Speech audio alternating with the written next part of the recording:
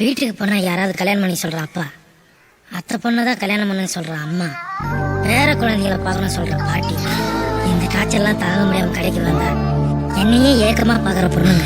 ஆனால் அவங்க எல்லாருக்கிட்டையும் அவ முன்னால நிக்கிற, அவ கண்ணால சொக்குற, நான் தன்னால சிக்குற, பின்னால சுத்துற, முன்னால சாவுற.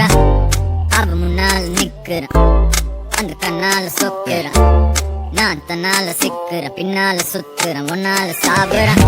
ஊர்ல அவ்வளோ பொண்ணுங்க இருந்தோம், தான் உனக்கு அடிச்சிருக்கு. அட ஒன்னால சிக்குற, முன்னால திக்குற, முன்னால விக்குற.